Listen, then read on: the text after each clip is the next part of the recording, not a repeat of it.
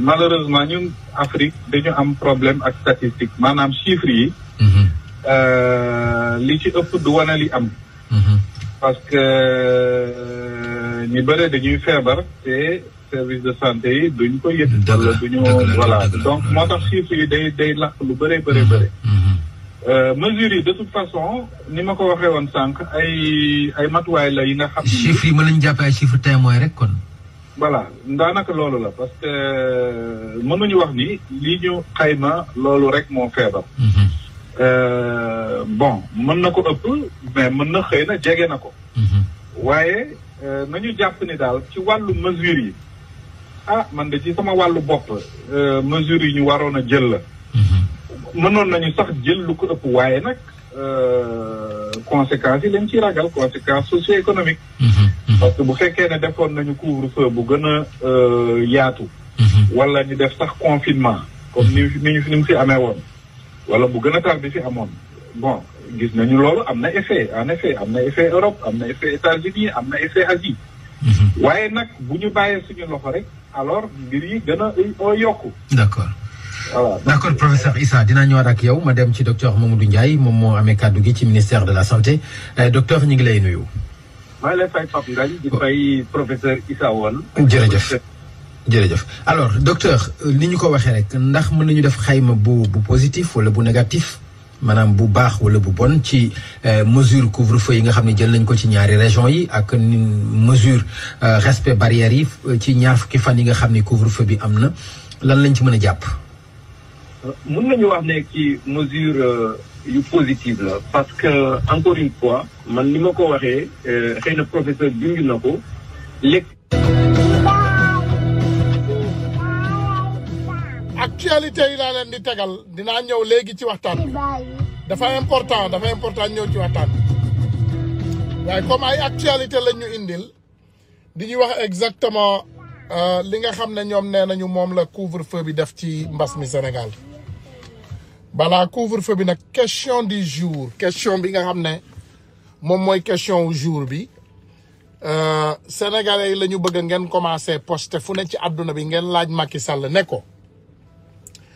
bagage yi si Chine maye woon xam nga déjà mbas mi Chine la fekkee baax Chine la juddoo ñu ne dañ ñoo fii indil ay bagage yoo xam ne Chine la jógee pour dimbali sénégalais yi laaj leen ko Macky Sall ne leen ko bagage yooyu nga xam ne moo jóge woon Chine te ñu jël ko tas ko ci suñu askan en voulant trop connaître parfois tu risques même de blesser ta population xam nga ñun ay délinquants ñooñu jiite dinaa leen jox quelques exemples Idrissa Seck moo fi génnoon barki Dembo Ndiaye mu ne moom li ko indi dafa ñëw ànd ak Macky Sall pour liggéey pour avancer loo Sénégal ci mbas mi ñu gisoon fi ay temps mu génn mu ne liggéey lu bari wax tuuti dégg nañ ko fi ci anglais la ko waxee sax defe naa bu ma juumul mais affaire mbuurkat bi ci dëkkuwaayu Idrissa Seck la que les Sénégalais buñ ko fàtte de Sénégalais bu ñu gaaw a fàtte de lii ñuy jooy mbuurkat nii maanaam ginnaaw këru Idrissa Seck la c'est derrière sa maison quartier am la li ñuy jooy mbuurkat quartier wu Idrissa Seck la celui qui est venu pour sauver le Sénégal avec ses amis avec ses partisans et ses insulteurs Idrissa Seck nee na moom mburu la ak soow moom ak Macky Sall mburu lañu ak soow dafa fàtte suukar nag xam nga soow am na forox yoo xam ne bu ko foroxee même boo ci defee mburu du dem donc moom fàtte na ne ñoom ñaar mburu lañu ak soow mais amul suukar y a un problème qui se pose aujourd'hui au Sénégal Idrissa Seck gedd na mi ngi commencé jëfru mi ngi commencé indi ay jikko parce que Macky Sall poste yim ko digoon joxu ko c'est un partage de gâteau il ne croit pas au Sénégal maanaam Idrissa Seck dafa am loo xam ne loolu lañ ko digoon ci Sénégal mooy on va te donner des postes tu vas venir joindre le camp présidentiel et voilà comme ça léegi ñu daal di nasaxal li nga xam ne moom mooy démocratie wu Sénégal deux traîtres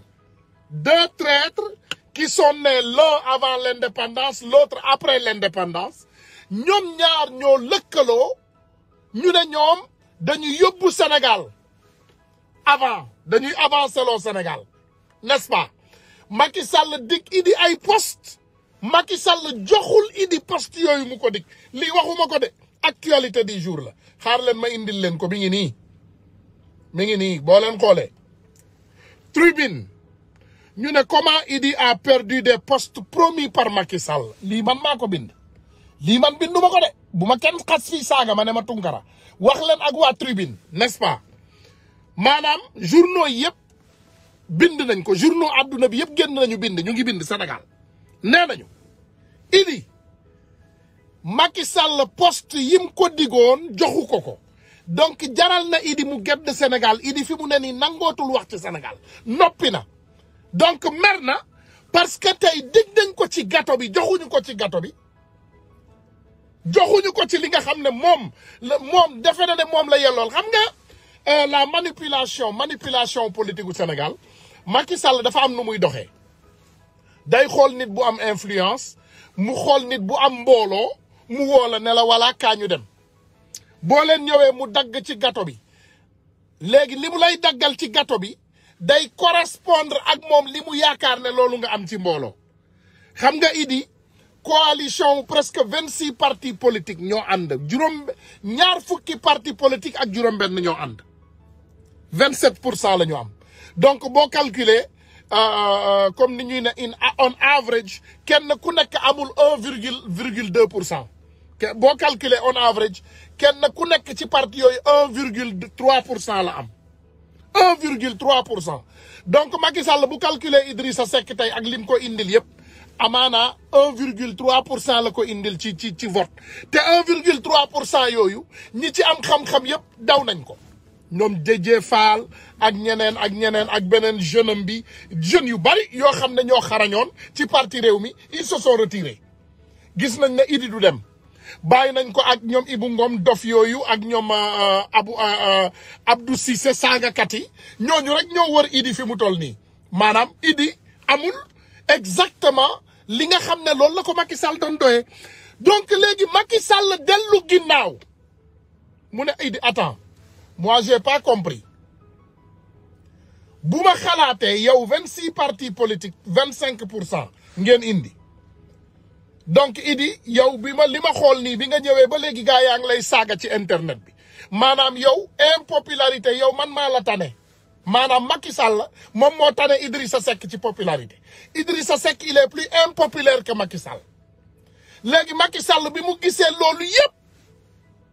mu dellu ginnaaw mu ne Idi loolu ma la digoon yëpp yaakaaruma ne mën naa koo livrer parce que comprendre na ne bu joxee Idi parti yooyu yëpp jox na ko defe naa ministère bi ak Yankoba Diatara ba pare jox ko CS bi n'est-ce pas léegi mu ne ko dañuy dellu ginnaaw nag Idi nañu waxaale waat comme ñoom dañuy waxaale Sénégal ñoom dañ koy waxaale Sénégal marchandise la dañ koy waxaale woon nañu Idi mu am parti yu mu ci war a jot waaye ba ñu demee ba ci biir ba Macky xool ne Idi mii de mënumaa indil li nga xam ne moom la diggee mu dellu ginnaaw mu ne ko Idi léegi nañu xool ñu waxaale waat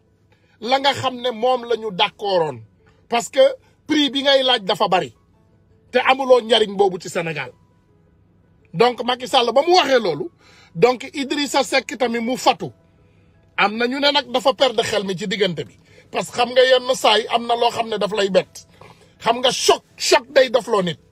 am na ñu ne Idi est devenu fou jeune en tout cas bëgguma daanu ci piège bi am na ñu ne Idi dafa dof ñu ne mbir mi bi mu ko dalee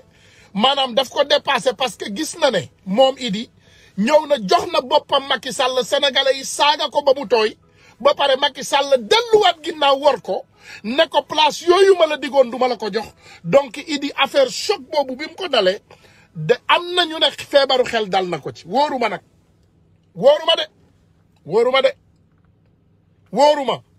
waaye nag comme niñ koy waxee toujours Sénégal moom gars yi luy wiiri jaari ndaare rek nii rek lay def mbir mi nii lay def dina ñëw la vérité viendra dëgg bi dina feeñ parce que xam nga kuy digaaleeg yàlla kuy defanteeg yàlla da ngay dem ba sa population dañ lay jéppi sa population dañ lay bañ dañ lay jéppi te loolu moo dal Macky Sall mu dal Idi donc mu ne Idi pardon Idi c'est pour ça mu ne luy Idi c'est pour ça mënuma laa comprendre 20% jamais Idi mënta am 20% Sénégal Idi bu demoon élection Sénégal mënta am 2% Idi ci boppam rek ak bakkanam mënta am 2% parce que ñi koy voteel Ndeye Binta la jabaram ji comme ni mu ko waxee ka nga xam ne nee na bu demee France xaw ma bu bësee ban bouton lañ koy jox xaw ma ban lekk je ne sais pas donc Idi bu bësee bouton boobu donc Ndeye Kumba xaw ma Ndeye Binta dina ñëw voteel ko loolu amul problème mais ak kan ak peut-être Ibou Ngom dina ko voteel ak kan ak peut-être Dajjal dina ko voteel parce que ñooñu ay nitu intérêt lañu ak kan peut-être Abdou Cissé dina ko voteel parce que ñooñu ay nitu intérêt lañu parce que Abdou Cissé Idi moo ko daggal paas yóbbu ko bitim réew donc ñu mel noonu dinañ ko voteel mais ginnaaw ñooñu nit yu ànd ak seen xel ban nit ngeen yaakaar ne mooy ànd ak sagoom bëgg avancement wu Sénégal voteel Idrissa Seck parce que waa Mbour 4 nii di jooy Mbour 4 ci département wu Thiès la bokk ci région wu Thiès Mbour 4 ginnaaw kër Idi la nekk ñu ngi jooy Macky Sall xam nañ ko ba pare Ndey Penda voilà Ndey Penda Buuma Njaay Ndey Penda la voilà Ndey Penda dina ko votel Ndey Penda dina votel Idi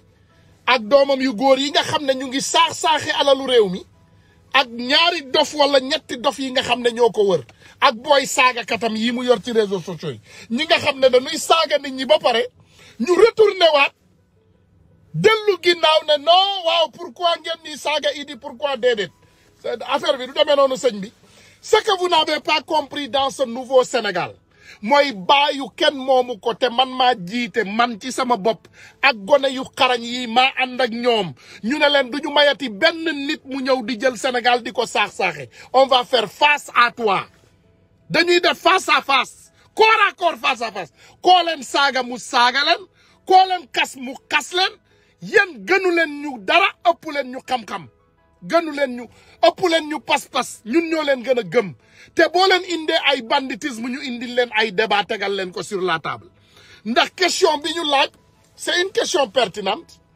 xanaa mënuloo ne Idi ginnaaw këram a ngi lakk moom mi ngi nëbbatu mi ngi fatu ba léegi ne patt te dafa bëgg avancement wu Sénégal Idi bu dee avancement wu Sénégal moo ko tax a jóg Idi avancement wu Thiès la war a njëkk lijjanti balaa muy dem lijjanti këru jaamur c'est ça la vérité balaa ngay jox waa kër jàmbur ñu lekk da ngay jox sa waa kër ñu lekk waa Mbuur kata ngi jooy Idi da nga waroon takk sa ndigg li comme Talla Sylla ni mu def Talla Sylla wóoluwuma ko nag ndax Macky Sall la àndal waaye takk na ndiggam ñëw di wax donc Idi waroon na la nga takk sa ndigg nga takk si morso Baye Fall ba mu dëgër nga gàddu sa kuur dem taxaw ànd ak waa Mbuur kat xam ne Macky Sall dafa nekk di yàq Sénégal Macky Sall xeexul mbas xeexul coronavirus Macky Sall il est en train d'utiliser la philosophie de Machiavel pour mater son peuple dem leen ngeen déglu loolu Machiavel dem leen ngeen déglu Machiavel YouTube ngeen déglu ni doomu aadama yooyu di demee xam nga Sidi Lamine Niass waxoon na ko fi Macky Sall livre Machiavel yi lay lire yooyu lay topp doxinu Machiavel lay topp Macky Sall doxul pour dimbali doomu sénégalais yi moom dafay xool ni mu toogee ci nguur gi ba abadan moom ak famille am ñu ci njariñoo ñuy parparloo di saaga nit ñi boo waxee ñu mate la boo waxee ñu dóor la maa ngi leen di dugalal maa ngi leen di won benn vidéo tey boo xam ne bii Fuuta la Fuuta nos amis Fuuta Siɓɓe amen to fe Fuuta ah suñu mbokk yi Fuuta ma won leen ko xool leen li des gendarmes qui abattent des personnes xool leen li xool leen li regardez ça regardez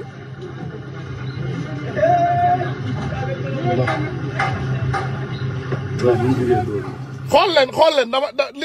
lii dafa daw yaram moi je comprends pas dans un état de droit doomu aadama yi dañu am droit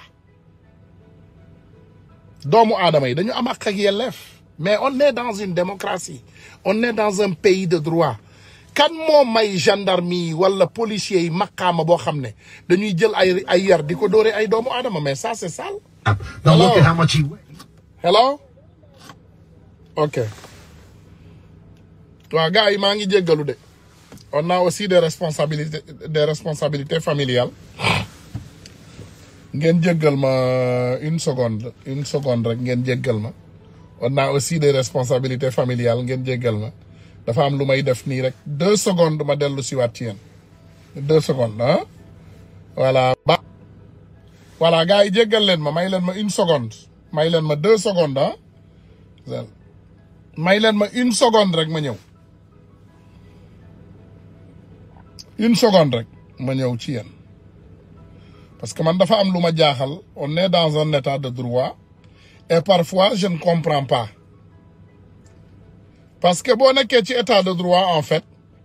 da ngay gis ne les citoyens doivent être protégés ñun dañuy protéger Sénégal yëpp ba ci suñu mbokk Fouta Matam Podor fépp parce que on comprend que c'est le Sénégal qui gagne dans tout ça donc bu ma toogee ma war a protéger suñu frère bi nekk Tambacounda suñu frère bi nekk Fouta tamit noonu laa ko war a protéger mi salmini on onon fef siɓɓe amen Fouta mi salmini on ah. voilà léegi dégg xool leen Macky Sall li muy def ay doomu Fuuta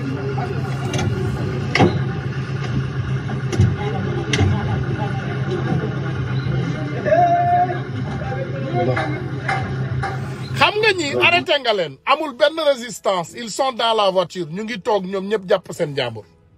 mais pourquoi tu dois les abattre encore man mënumaa comprendre loolu why you supposed to hit them maanaam yaa ngi jàpp ay doomu aadama ñu ngi toog ci oto ne pat xeexuñu ak yow xëccoowuñu ak yow sànniwuñu la xeer sànniwuñu la xorom waxuñu la defuñu la dara et tu les tabasses je comprends pas.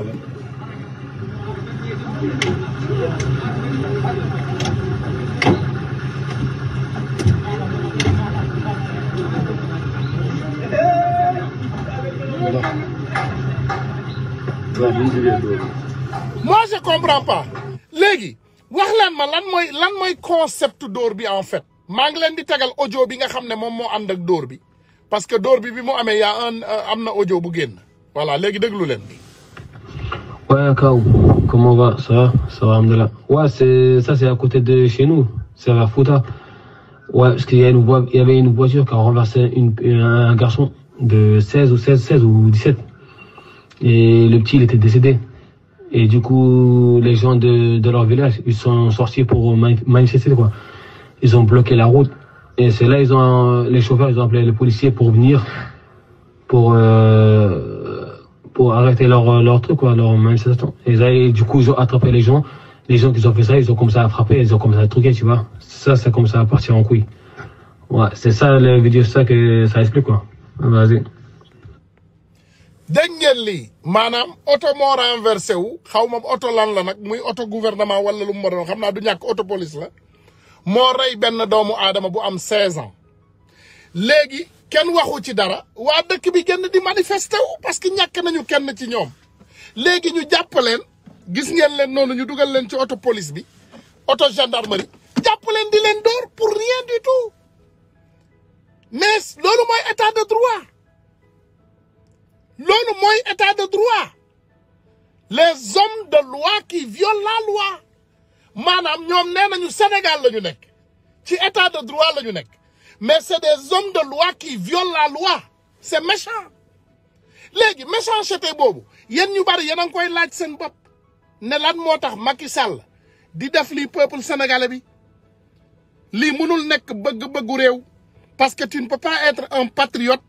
et ngay souffrir loo sa waa réew Macky Sall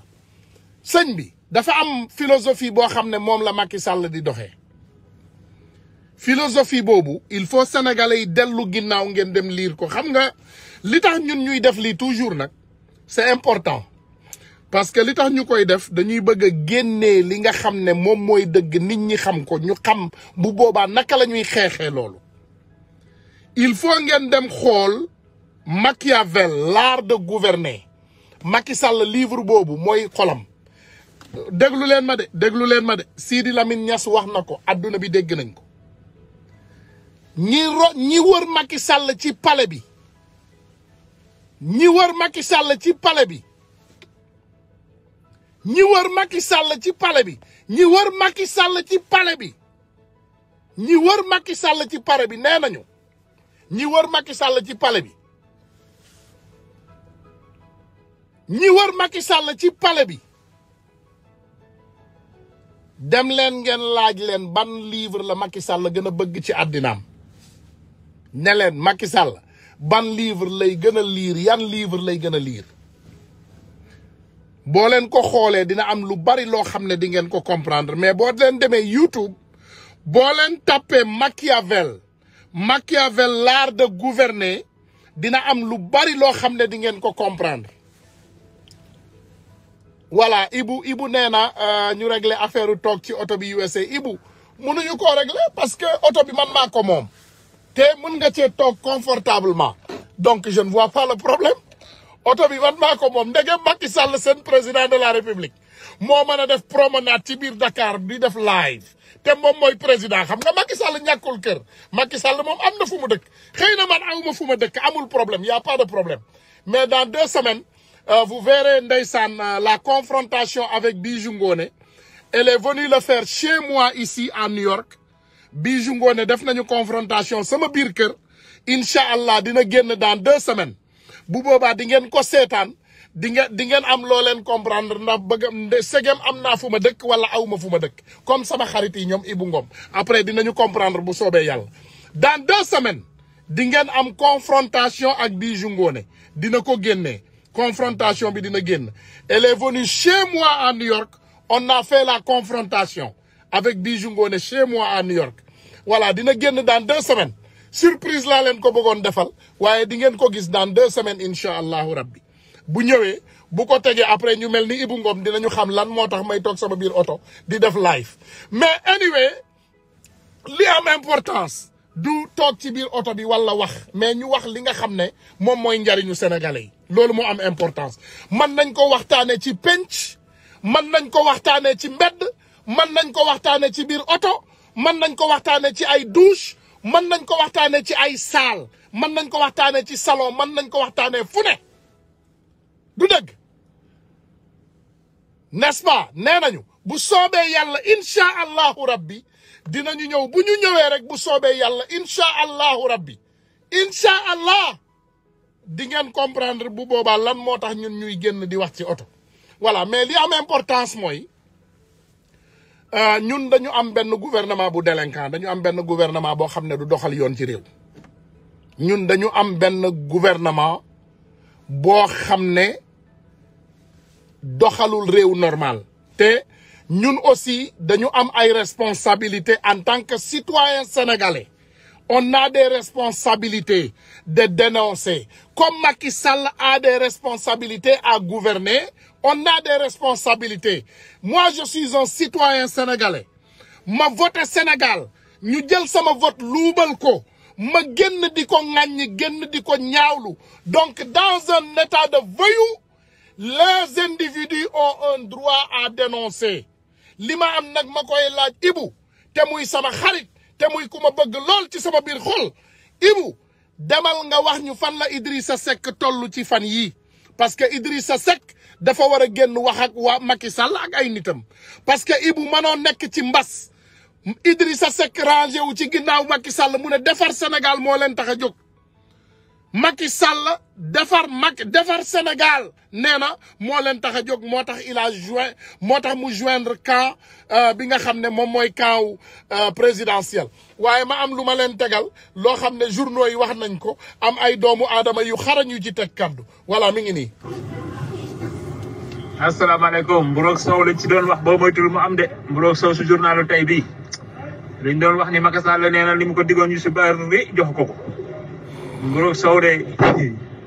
lay Macky Sall bu ko waree bi yow boo mu dem tëddi nelaw yi te xam ne jeexal na sa politique te Macky Sall mii pël la Mburoog Sow dégg naa la journal bi ne li mu wax loolu baaxul si moom de ne luñ ko digoon yëpp Macky Sall jox ko si dara. Voilà, donc bi ñun ñoo ko déggandoo Mburoog Sow y a problème la coalition Mburoog Sow sonne problème et ça sent mauvais en ce moment coalition Mburoog Sow mi ngi xeeñ naqar guddi yi ñu toll am na nag loo xam ne moom la kilifa gi wax parce que en tout cas maa ngi leen di nuyu maa ngi gis sama frère Arona Dia maa ngi lay nuyu de passage am na loo xam ne Barthélemy Diaz de waxtaanee na ko ak ki nga xam ne moom mooy le khalife général des journalistes Pape Alé Niang waxtaane nañ ko ci kaw plateau Pape Alé Niang am na lu ci Barthélemy Diaz wax de doomu aadama yi dem leen ngeen dégluwaat ko nee na nag du déclaré wu pour le moment Macky Sall mi ngi ci doxalinu 3e mandat te sans pour autant mu wax 3e mandat moom ni muy doxalee 3e mandat mooy day ne peut-être je le fais peut-être je ne le fais pas maanaam ñemewu cee annoncé wu mais ni mu koy doxalee mooy day randal ay élection locale randal ay élection législative après automatiquement loolu day randal ay élection présidentielle xam nga 3e mandat mën nga koo forcer wala nga sàcc ko Macky Sall ñemewul tudd làmmiñam 3e mandat ci sénégalais yi ñemewul ŋaang ci kanamu sénégalais yi mu tudd 3e mandat c'est pas possible loolu c'est pas possible mais li Macky Sall mën a def mooy lan mooy randal ay élection forcé sénégalais yi randal ay élection bu randalee ay élection def lan sàcc ba dolli ci ñetti at yoo xam ne sénégalais yi joxuñu ko ko xam nga tey Macky Sall bu randalee ay élection sénégalais yóbbu ko ba 2027 mais sénégalais yi joxuñu ko ko ce qui veut dire qu'il a brigué un 3e mandat intelligemment waa asalaamualeykum soxna As maa ngi leen di nuyu. ñu ngi lay ziyaare bu baax a baax ñëwal. waaw tey sujet bi Idrissa Seck la ak lan. Idrissa Seck la ak vaccin yi ak Macky Sall ak ndoxalinam. voilà bismillah yow ñëwal rek loo ci indi baax na. waaw man daal sama stressu àddina yëpp mooy Macky Sall. tey sama rangoon tuuru na. ngir benn daam boo xam ne dafa toog doom yi wër ko. maa ngi ko gis dinaa ko teg bu soobee yàlla. sama rangoon génn na. heure bu la sama rangoon génnee rek Macky Sall moo ko génne. te wax dëgg yàlla réew bi ma nekk manqué lu ma dara. maa ngi sant yàlla aw ma benn stress di sant yàlla bu baax di julli ci yonent bi. waaye Macky Sall de mooy sama stressu àddina. dinaa ko teg dinaa teg daam bi léegi boo paree bu soobee yàlla. mooy sama naqaru àddina de. barke Rasulullah moom mooy sama stressu àddina. ñun ñëpp mooy suñu stress ñun ñëpp bépp sénégalais Macky Sall mooy sa stress. sama rangoñ tuuru na tey yàgg naa tuuru waaye bu teyee ci raw nag. en tout cas. billahi wallahi watallahi laa wax. foofu nag itam am na foo xamee ni kilifa diine yi boo ba léegi kenn déggu leen. te man da baax bi mu nekkee. bu appliqué mësaan bëgg déconné day taal otom dem ba ci moom ni ko teggi sa tànk. mu teggi tànk na. dëgg la. waaye li ma gis mooy 400 familles yooyu yëpp. ay taalibe lañu. 400 familles ay taalibe lañu te différents confrères yi nag. ñii tiijaan nañu ndaw si sax bi mu toogee di jooy dafa wax ba tudd maam waa kër maam da baax si. macha allah dinaa teg audio bi vidéo bi am naa ko. ñii murit lañu ñii laayeen lañu ñii ñaseen lañu ñii taaleen lañu parce que booy xool Sénégal noonu la bindoo kon tey jii nii juróom benn confrérie yooyu waroon nañu génn artu Macky Sall parce que ñooñu bu ñu wax ni bokkuñu ci Sénégal parce que Sénégal ñoom ñoo fa nekk te taalibe yi dañ leen jox gëdd di leen boolekaat jox adiye boolekaat dénk leen seen àdduna ak seen àllaaxira nit ki nag bu la dénkee àdduna dénk la àllaaxira foog naa ci àdduna bu fekkente ni njiit bu ñuy wax Macky mi ngi leen di mbugal ñoom waroon nañu génn sauver leen tinul leen te lii may wax du dama saaga sëriñ du dama manqué respect sëriñ sama bàmmeel laa taxaw parce que olof yaay dafa am lu wax ne nañu gémmiñ boo waxul dëgg rek mi ngi wax fen exactement te sama gémmiñ gii fas yéenewu ma ci wax fen duma ni itam yàlla ngi lay ñuy te gisuma ko. déedéet. kon maa ngi wax kilifa diine yi. confrères yi. waru leen seetaan Macky Sall ñuy toroxal 400 familles ci période boo xam ne dañu wax ni mbas dafa am. en tout cas du 400 familles yooyu rek ñoo jiite de parce que defe naa amoon nañ fi famille yu bari nag madame man li ma jaaxal mooy ci moment mbas mi la Macky Sall gën a mën a génnee doomu aadama yi ci biti looloo ma jaaxal man That's shocking. It's very shocking. Mais continuez. Mani. Xam nga yàgg naa am dëgg la. Waaw. waaye nag tout excès est nuisible. parce que am na benn am na ñaar am na ñett am na ñeent waaye bii 400 la 400 ci biir Sénégal. digul Sénégal ci naaj bu tàng bi ñu jóg di daaneel ay famille yoo xamee ni ba ñuy am kër gi dem nañu ba am ndox am courant. kon état moo leen jox ndox. état moo leen jox courant état moo leen daggal état moo leen bàyyi ñu dëkk. kon su problème amee. tey ñu nar leen a toroxal commencé di daaneel kilifa diine yooyu mënoon nañoo jóg tinu Macky Sall ne que kaay ñu seet solution beneen bu dul toroxal ñii. parce que problème boo gis ci àddina am na solution. problème boo gis am na solution. mais ñoom ñu mel ni nekkuñu biir Sénégal ba ñu daaneel seen kër yi ba jigéen ñooñu nga xamee ni seen borom kër yi wàcc nañu liggéey. ñoom it ñeen ak seeni doom yi ñu taxaw ñu tawaxal leen diggi bëccëg. man sama rangoon dafa tuuru tey. parce que rasulullah. te billaahi laa koy waate. suuf dafa diis. parce que suuf dafa exister ay milliards yi years balaa ñun ñuy exister. te ñun dinañu dee bàyyi fi suuf continuer. képp ku nga xamee ni yaa ngi jóg.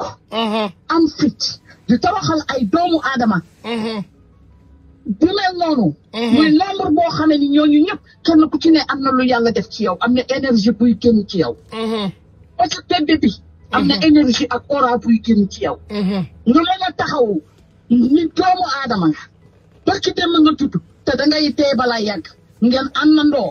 di toroxal ñooñu billahi wallahi wa tallahi ñu xool ndax karma du ñëw ci yéen.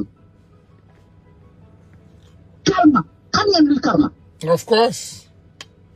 Justice divine. Justice. Karma mooy justice divine. Divine justice. mooy maanaam nga def ñaawteef yàlla atte yàlla day atte ah. yàlla léegi lay atte. dañuy wax. voilà. nee nañu sooy wax ci affaire suuf wala ngay njëkkante affaire suuf da ngay toog ci suuf. voilà. fab bant di ko capp-cappal di am ay cet yooyu def. way wax ba ngay pare. pour nga fekkee ka pour mu cig la. kon ñi àndandoo woon yéen ngeen di def conférence point de presse di toroxal 400 familles yooyu. nañ leen remarqué ñu xool ba xam fan ngeen ni mucc. man duma àtte dama cee tuuti dara. waaye doomu aadama buy dox am na lu yàlla def ci yow. te hasard amul. ka leen ka sant ak ña ka fekke ak ña am xolu di ko def ak ña koy def ñu xool ba ren di déwén. man li ma gën a ragal ci àddina mooy suuf. malgré am naa kër goo xam ne ni man samay mbokk ñoo taxaw pour jël kër gi dama yore këyit yi waaye damay naxante ak ñoom parce que sama droit laa nekk. wante ñii ni ñu toroxalee ñii. ci 400 maisons 400. ñuy jaboot. ñu jox leen courant. jox leen ndox. bàyyi leen ñuy dëkk. ba heure bu leen neexee ñu ñëw nar leen a torox